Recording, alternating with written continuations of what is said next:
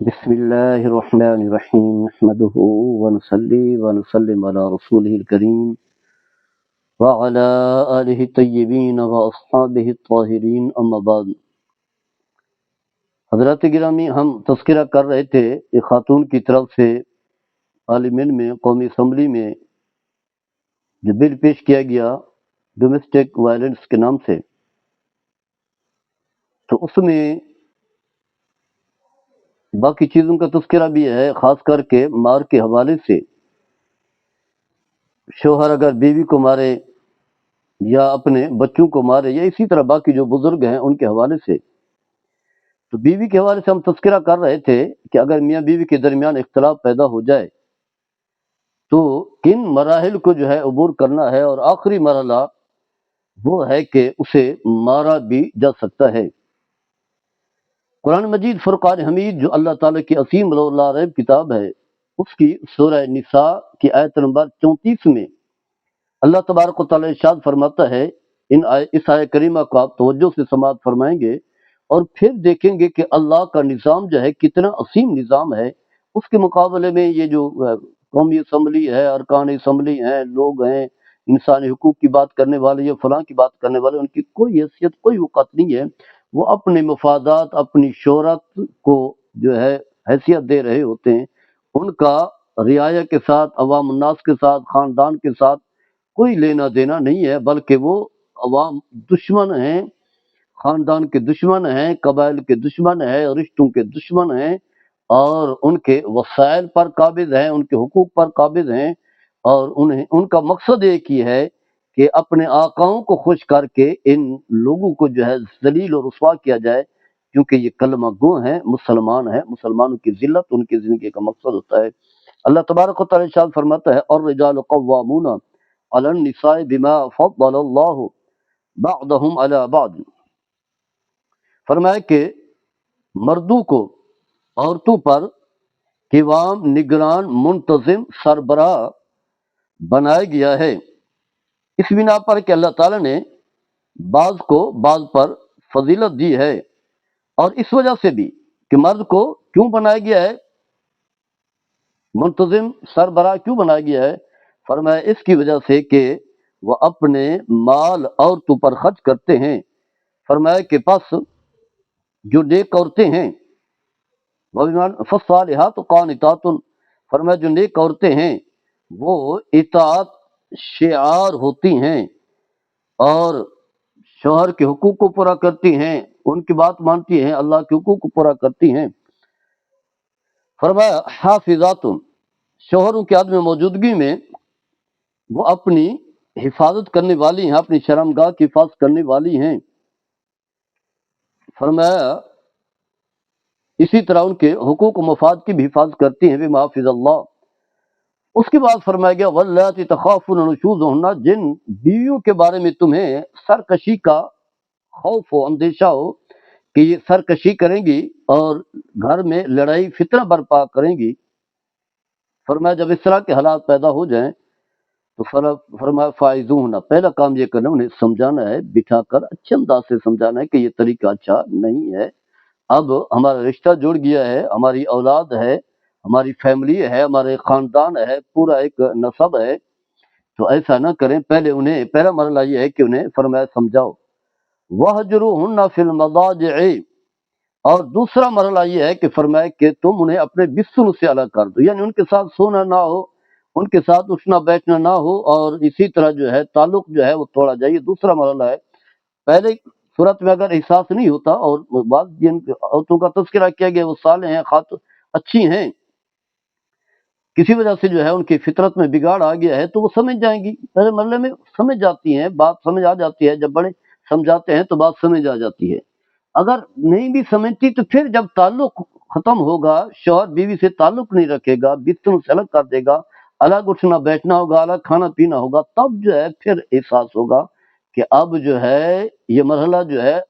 انتہا تک پہنچ رہا ہے اور پھر یہ رشتہ برقرار نہیں رہے گا. مجھے جو ہے پھر اس خاندان سے بھی الگ ہونا پڑے گا، بچوں سے بھی الگ ہونا پڑے گا، پھر میری حیثیت، پھر میری کوئی وقت کہیں نہیں رہے گی. اگر کوئی طلاق تک نوبت پہنچ گئی تو پھر میرا معاشرے میں کوئی وجود بھی نہیں ہوگا، آگے شادی نہیں ہوگی، آگے ماں باپ قبول نہیں کریں گے، یا اس طرح کے بہت سارے مسائل کا سامنا کرنا پڑے گا۔ یہ دوسرا مرحلہ ہے جو اسلام نے بتایا ہے۔ یہ کسی نظام میں ایسا نہیں ہوتا، یہ تو فوری طور پر جو اگر کوئی جرم کرے تو جیسا کہ یہ بل پیش کیا گیا اس میں تو یہ سیدھا جو ہے وہ جیل میں پھینک دے، مرد جیل میں پڑا رہے گا، عورت کہاں جائے گی، بچے کہاں جائیں گے، گھر کہاں چلے گا؟ کون سا جو ہے حکومت کی طرف سے وسائل مل رہے ہیں؟ یہ تو خیر بڑے لوگ ہیں، ان کے پاس جو ہے وسائل کا ڈھیر ہی ڈھیر ہے، اور عدالتیں بھی ان کی، نظام بھی سارا ان کا، سب کچھ انہیں کہنے تو کسی نے ہاتھ ہی نہیں لگانا۔ اور پھر اس کے بعد جو ہے تیسرا مرحلہ بتایا گیا ہے، اگر فرمایا نہ مانے تو فرمایا وَضْرِبُوهُنَّ، فرمایا کہ پھر تم ان کو مارو، اور یہ نہیں کہ بہت زیادہ مارنے کا کہا گیا کہ ان کے جسم جو ہے زخمی کر دیں، چہرے پر مارنے سے منع کیا گیا ہے، سر پر مارنے سے منع کیا گیا، دیگر حدیثیں جو ہے اس میں آداب بتائے گئے ہیں مارنے کے، اور بہت زیادہ نہ مارے جس سے وہ زخمی ہو جائے، کوئی عضو ٹوٹ جائے، چلنے پھرنے کے قابل نہ رہو، بس ایسے ہی تھوڑا سا جو ہے ایک دو دفعہ جو ہے تھپڑ مار دی، کچھ تھوڑا سا احساس دلانے کے لیے۔ یہ تیسرا مرحلہ ہے۔ فرمایا کہ فَإِنْ أَطَعْنَكُمْ فَلَا تَبْغُوا عَلَيْهِنَّ سَبِيلًا، اب اتنی مراحل سے وہ گزر چکی ہیں، پہلے سمجھایا جا چکا ہے، پھر بستر چلا کیا گیا ہے، پھر مارا بھی گیا ہے، تو اب کم از کم انہیں احساس ہوگا۔ فرمایا اگر وہ تمہاری بات ماننے لگ جائیں تو پھر ان کا پھر پیچھا نہیں کرنا، پھر مارنا نہیں ہے، پھر فرمایا کہ دست درازی کے لیے جو ہے راستہ نہ ڈھونڈو۔ ان اللہ کان علیٰ کبیرہ، فرمایا یاد رکھو اللہ سب سے اوپر اور سب سے بڑا ہے، یعنی اس سے ہما وقت جو ہے وہ ڈرتے رہو۔ تو یہاں قرآن میں حکم دیا گیا ہے مارنے کا، لیکن معمولی سی سزا ہے، زیادہ نہیں ہے۔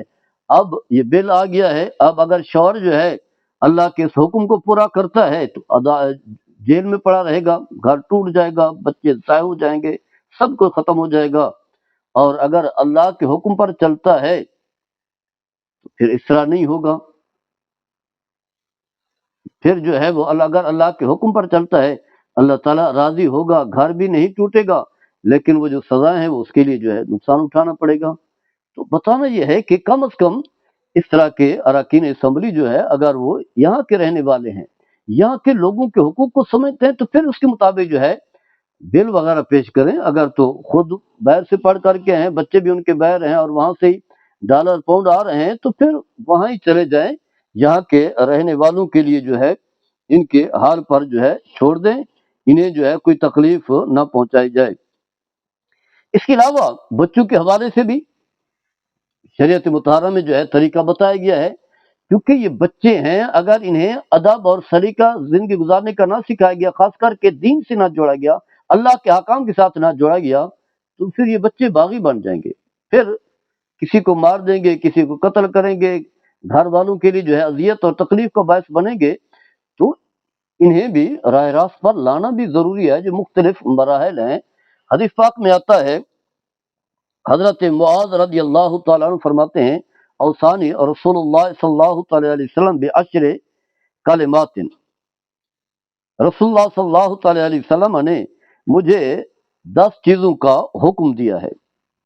حکم دیتے فرماتا ہے، فرمایا کہ لا تشرک باللہ شیئا وَإِن قُتِلْتَ وَحُرِّقْتَ، فرمایا اللہ کے ساتھ کسی کو شریک نہیں ٹھہرانا، اگرچہ تمہیں قتل کر دیا جائے، یا تک کہ تمہیں جلا بھی دیا جائے، پھر بھی اللہ کے ساتھ کسی کو شریک نہیں ٹھہرانا۔ وَلَا تَعُقَّنَّ وَالِدَيْكَ وَإِنْ أَمَرَاكَ أَن تَخْرُجَ مِنْ أَهْلِكَ وَمَالِكَ، فرمایا کہ ماں باپ کی نافرمانی کسی صورت میں نہیں کرنی، اگرچہ وہ کہیں کہ یہاں سے نکل جاؤ، گھر سے نکل جاؤ، نہ تمہیں کوئی مال ملے گا، نہ جائیداد، نہیں سب گھر سے بھی نکل جاؤ، تو پھر بھی ماں باپ کی نافرمانی نہیں کرنی۔ وَلَا تَتْرُكَنَّ صَلَاةً مَكْتُوبَةً مُتَعَمِّدَةً فَإِنَّ مَنْ تَرَكَ صَلَاةً مَكْتُوبَةً مُتَعَمِّدَةً فَقَدْ بَرِئَتْ مِنْهُ ذِمَّةُ اللَّهِ، فرمایا کہ فرض نماز جان بوجھ کر کسی صورت میں نہیں چھوڑنی۔ فرمایا کہ جو شخص جان بوجھ کر بالارادہ ایک فرض نماز چھوڑ دیتا ہے، فرمایا پھر اللہ تعالیٰ کے ساتھ اس کا کوئی تعلق نہیں ہوتا، اللہ تعالیٰ اس سے اپنا تعلق کو توڑ لیتا ہے۔ فرمایا وَلَا تَشْرَبَنَّ خَمْرًا فَإِنَّهُ رَأْسُ كُلِّ فَاحِشَةٍ، فرمایا کہ شراب نہیں پینی، فرمایا کیونکہ ہر برائی کی جڑ جو ہے وہ شراب ہے۔ ول ویاک والمعصیت فإن بالمعصیت حل سخط اللہ عز وجل، فرمایا کہ اللہ کی نافرمانی سے بھی اپنے آپ کو بچانا ہے، کیونکہ اللہ کی نافرمانی سے اللہ تعالیٰ جو ہے وہ ناراض ہو جاتا ہے، گناہ کی صورت میں اللہ تعالیٰ ناراض ہو جاتا ہے۔ فرما وَإِيَّاكَ وَالْفِرَارَ مِنَ الزَّحْفِ وَإِنْ حَلَقَ النَّاسُ، فرمایا کہ جب گھمسان کی جنگ چل رہی ہو تو چاہے لوگ موت کے آغوش میں ہی جا رہے ہوں، فرمایا پھر بھی جو ہے تم نے وہاں سے بھاگنا نہیں ہے، جان بوجھ کر کے وہاں سے فرمایا کہ بھاگنا، جہاد فرار سے فرار نہیں ہونا، فرمایا چاہے وہ لوگ ہلاک ہی کیوں نہ ہو جائیں۔ اور اس کے بعد فرمایا وَإِذَا أَصَابَ النَّاسَ مَوْتَانِ وَأَنْتَ فِيهِمْ فَاصْبُتْ، فرمایا کہ جب طاعون کی وجہ سے موت کا شکار ہو جائیں اور فرمایا کہ تم ان میں موجود ہو تو پھر تم نے وہیں رہنا ہے اور وہاں سے بھاگنا نہیں ہے۔ فرمایا وَأَنْفِقْ عَلَىٰ عِيَالِكَ مِنْ طَوْلِكَ، فرمایا کہ اپنی حیثیت کے مطابق، اپنی اسٹاق کے مطابق اپنے مال میں سے اپنے اولاد پر جو ہے خرچ کرو۔ وَلَا تَرْفَعْ عَنْهُمْ عَصَاكَ عَدْبًا وَأَخِفْهُمْ فِي اللَّهِ، فرمایا کہ ادب سکھانے کی نیت سے، ادب کے ارادے سے جو ہے فرمایا کہ ان بچوں پر جو ہے کوئی سمجھوتا نہیں کرنا، یعنی وہاں سے ڈنڈا جو ہے ہٹانا نہیں ہے، یعنی انہیں ضرورت پڑنے پر جو ہے انہیں مارنا ہے، سزا دینی ہے، اور فرمایا کہ انہیں اللہ کے بارے میں ڈراتے بھی رہنا چاہیے۔ تو یہاں میرے آقا صلی اللہ تعالی علیہ وسلم نے واضح فرما دیا کہ مارنا بھی ہے بچوں کو، یعنی ان کی تربیت کے لیے، ادب کے لیے، ادب بھی تو سکھانا ہے بچوں کو، سزا دیں گے، ادب سکھائیں گے تو بچے جو ہے معاشرے کے لیے ایک بہترین فرد ثابت ہوں گے، ورنہ باغی اور سرکش بن جائیں گے۔ اور پھر میرے آقا صلی اللہ تعالی علیہ وسلم نے یہ بھی فرمایا کہ جب بچے کی عمر 7 سال کے ہو جائے تو ان سے نماز کے لیے کہیں،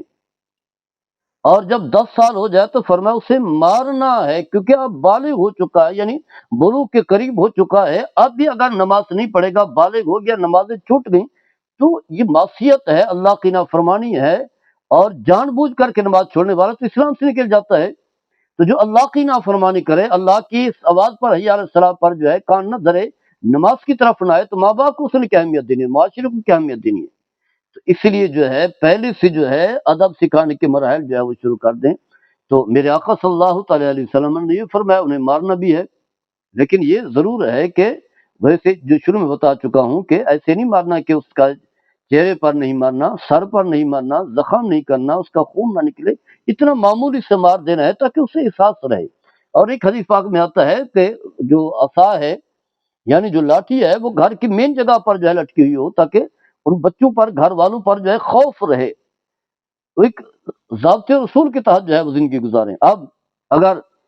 کوئی شخص جو ہے شریعت مطالعہ پر عمل کرتا ہے، بچوں کو مارتا ہے، بچے بے نمازی ہیں، ہمارے ہاں تو بے نمازیوں کی تو ایک پورا کا پورا گھر جو ہے وہ سایہ ہوتا ہے، نماز کے لیے اٹھتے ہی نہیں ہے، اگر وہ مارتا ہے تو پھر یہی جو خاتون نے جو بل پیش کیا ہے، جسے اسلام کا پتہ ہی نہیں ہوگا، کبھی اس نے اسلام کا زندگی نہیں گزاری ہوگی، اب اگر وہ اس بل پر عمل کیا جاتا ہے اور عمل ہو گیا،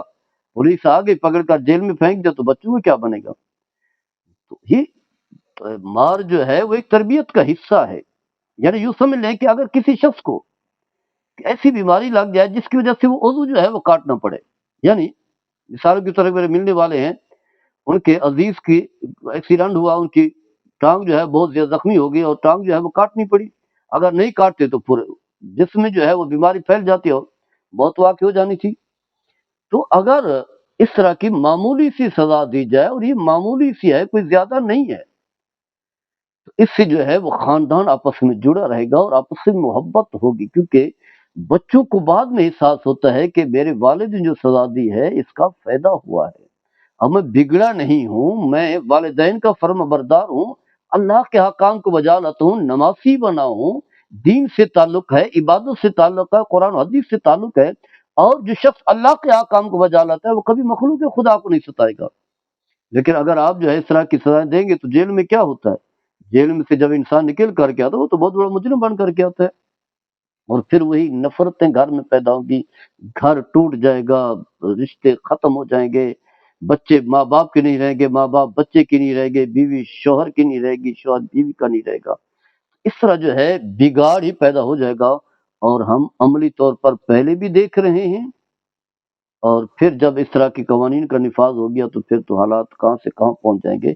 تو ایسا نہ کریں، ایسا نہ کریں، اور افسوس ہوتا ہے کہ سارے کے سارے اسی لائن میں لگ گئے۔ پیپل پارٹی کیا ہے، وہ کہتا ہے بس جو کچھ وہ کہہ دیں ہم نے وہی کرنا ہے، بس ہمیں پیسے ملنے چاہیے، فنڈ ملنا چاہیے،